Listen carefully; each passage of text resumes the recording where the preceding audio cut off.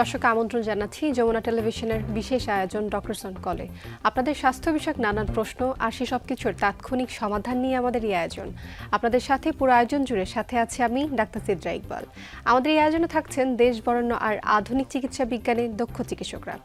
দর্শক, আজ আমাদের আলোচনার বিষয় মুখ ও দাঁতের চিকিৎসা। আলোচনার জন্য আজ আমাদের সাথে অতিথি হিসেবে আছেন দন্তরোগ বিশেষজ্ঞ ডাক্তার মোহাম্মদ এনামুল হক। ডাক্তার এনামুল হক, আপনাকে স্বাগত জানাচ্ছি ডক্টরস অন কলে। জি, আপনাকেও ধন্যবাদ।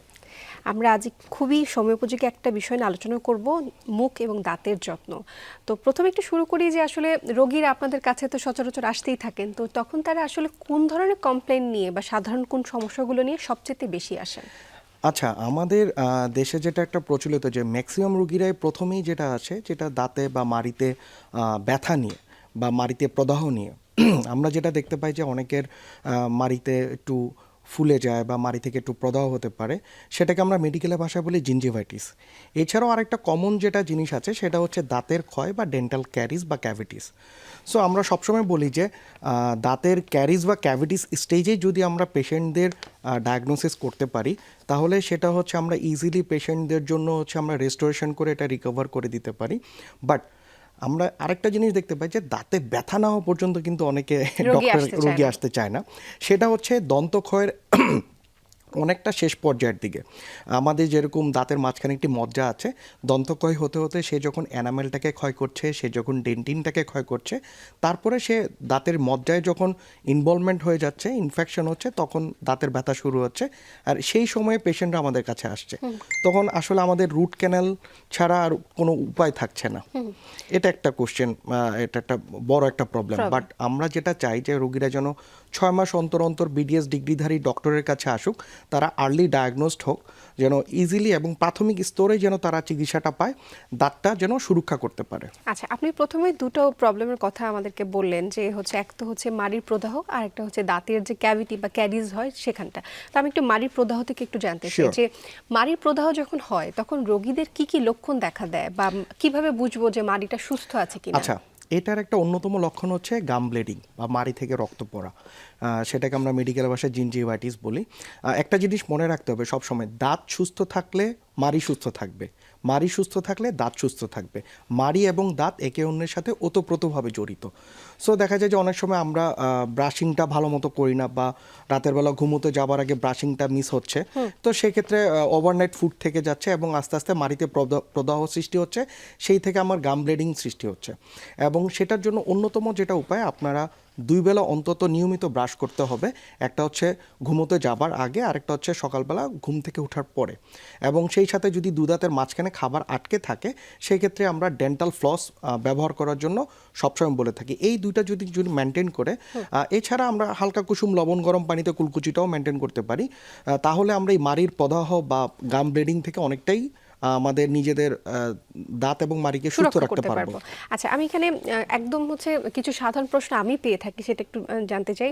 যে অনেক রোগী এসে বলেন যে হচ্ছে আমি পান খেলে আমার প্রদাহ কমে যায়, এটার জন্য আমি পান খেয়ে যেতে দাঁতের ব্যথা কমে যায়। এটা একটা প্রশ্ন থাকছে যে পানের সাথে কি দাঁতের কোনো রকম সম্পর্ক আছে কিনা। এতে সাথেই আমি একটু যুক্ত করে দিচ্ছি, আপনি উত্তর দুটোই যদি দিবেন। যে আপনি বলেছেন ব্রাশের টেকনিক, এখন পর্যন্ত অনেকে হয়তো ব্রাশিং টেকনিকটা আমরা কেউ জানি না।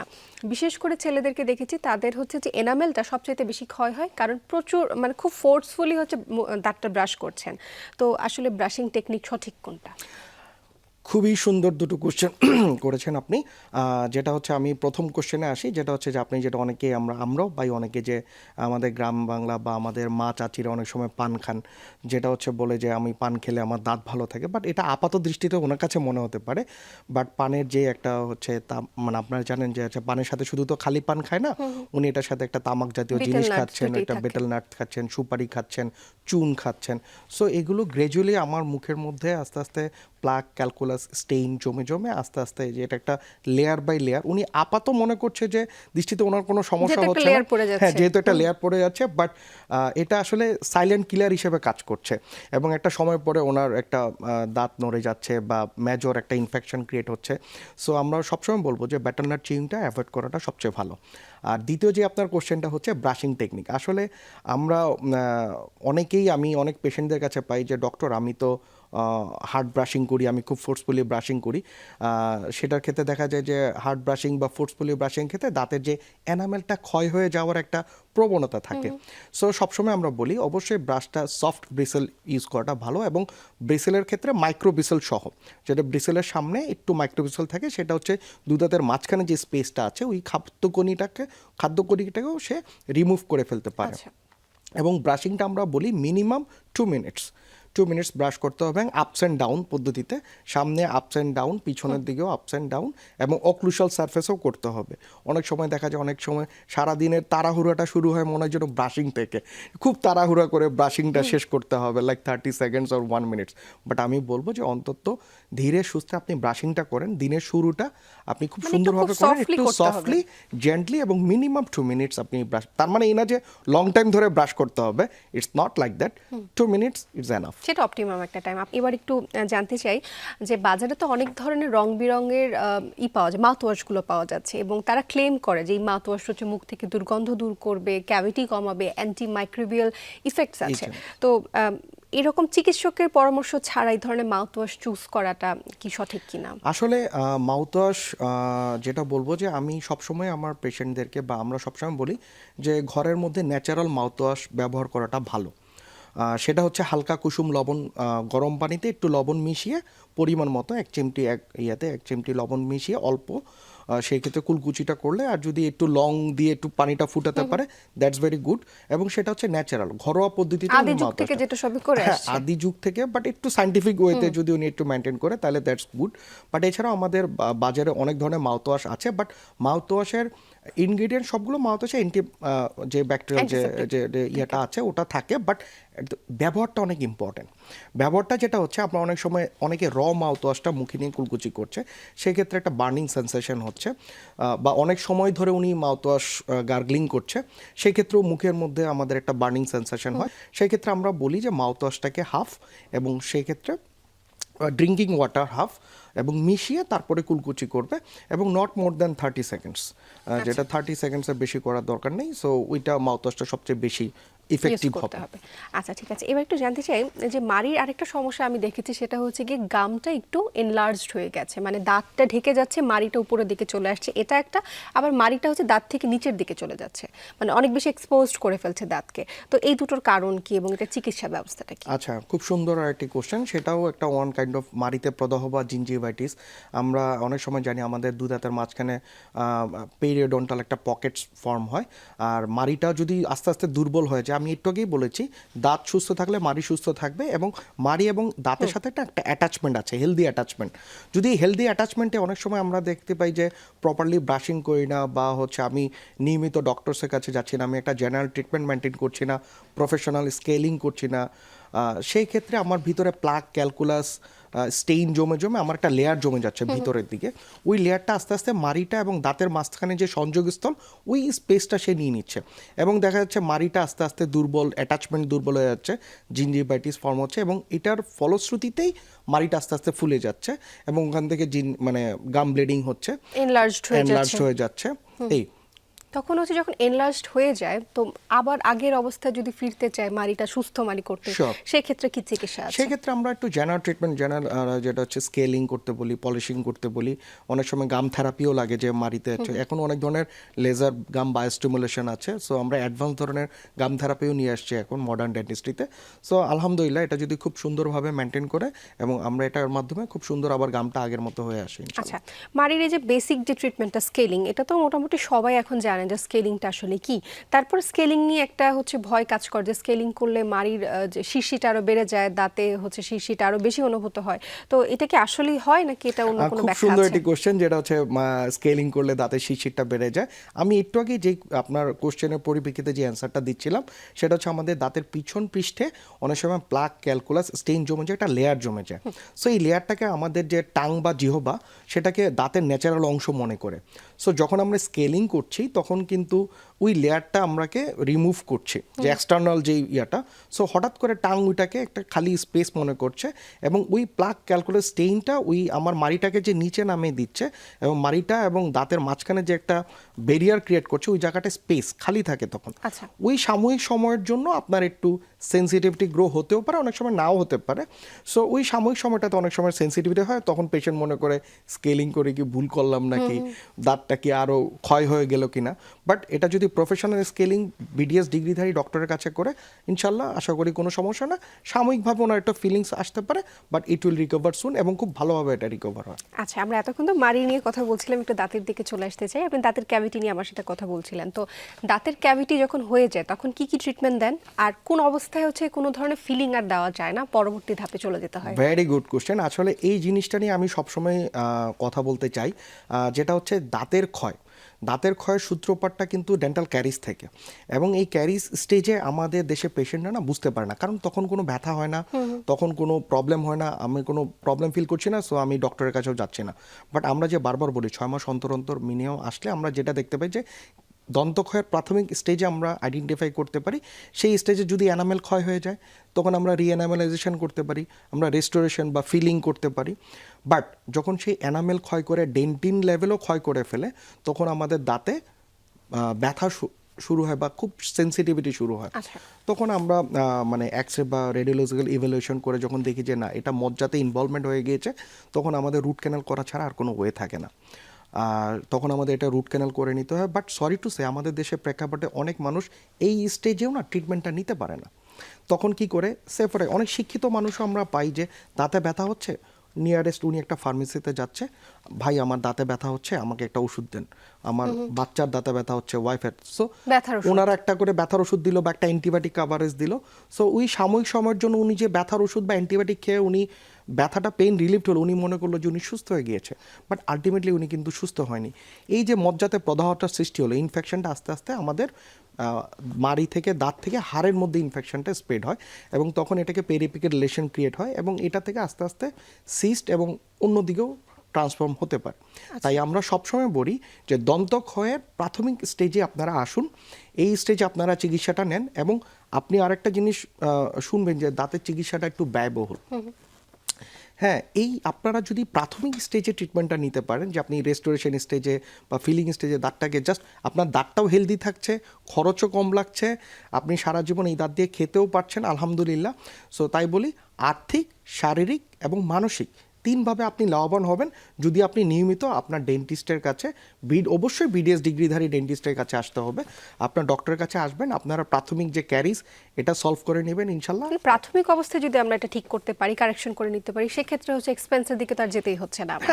তাই হচ্ছে আমরা ডেন্টিস্টরা বলে থাকে যে 6 মাস অন্তর অন্তর Exactly একবার right. হলেও ডেন্টিস্টের কাছে আসবেন।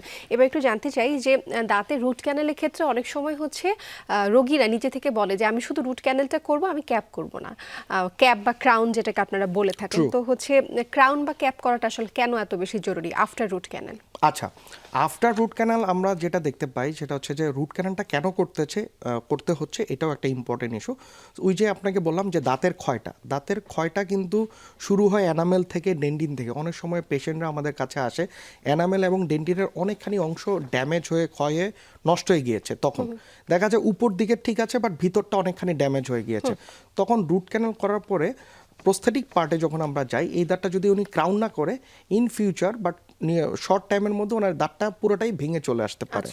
সেই জন্য যদি ক্রাউন আমরা করি, সেই ক্ষেত্রে ওনার এই দাঁতটাকে সাপোর্ট থাকে, উনি এটা দিয়ে ভালোভাবে খেতে পারেন, প্রেশার দিতে পারেন, আলহামদুলিল্লাহ এই দাঁত দিয়ে উনি অনেক একদম বছর ন্যাচারাল সার্ভাইভ করতে ফাংশনাল পারেন। টিথের মতো হচ্ছে কি Exactly, আগামীতে you're হচ্ছে right. তিনি Exactly, ব্যবহার you're করতে right. পারবেন। ক্যাপ নিয়ে কথা বলছিলাম যে দাঁতের আসলে ক্যাপ করাটা কেন এত বেশি কেন গুরুত্বপূর্ণ। জরুরি? এবার একটু চলে আসি দাঁত ফেলে দেওয়া নিয়ে। এটা নিয়েও কিন্তু মানুষের মধ্যে অনেক বেশি ভয় কাজ করে যে আসলে দাঁত ফেলে দিব, বিশেষ করে হচ্ছে কি আক্কেল দাঁত।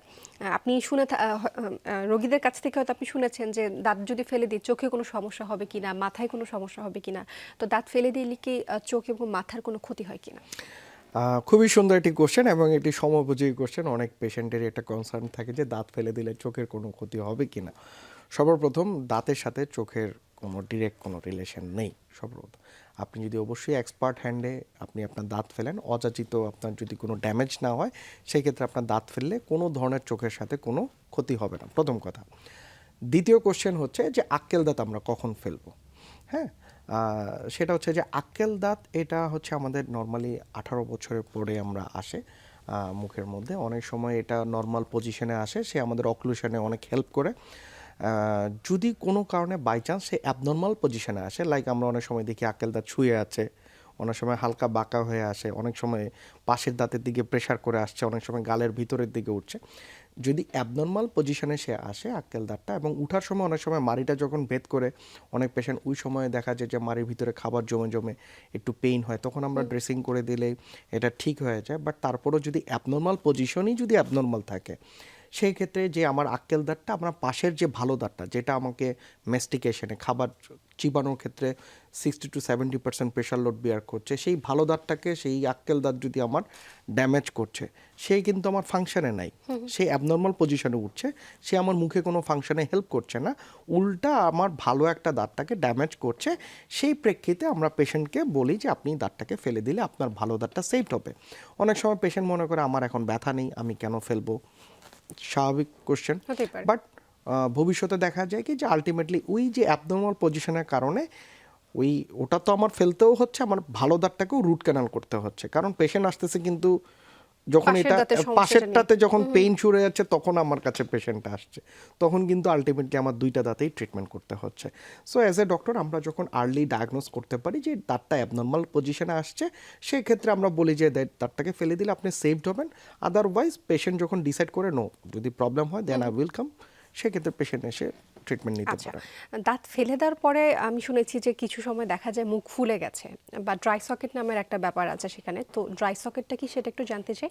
দাঁত ফেলে দেওয়ার পরে কি কি সমস্যা হতে পারে সেটা একটু জানতে চাই। আচ্ছা, খুব সুন্দর একটা কোশ্চেন। দাঁত ফেলার পরে অনেক সময় আমরা বলি it's a like a minor surgery. আমি যদি বলি যে দাঁত ফেলাটা কোনো মানে খুব স্বাভাবিক মানে সাধারণ বিষয় না, আপনি এটাকে নর্মালি নেওয়া যাবে না। দাঁত ফেলার পরে আপনার কিছু করণীয় আছে, সেটা সরি, দাঁত ফেলার পরে অবশ্যই আপনাকে যে কটন প্যাকটা যে ডক্টর দিচ্ছেন, ওই কটন প্যাকটা মিনিমাম 1 ঘন্টা চাপ দিয়ে রাখতে হবে।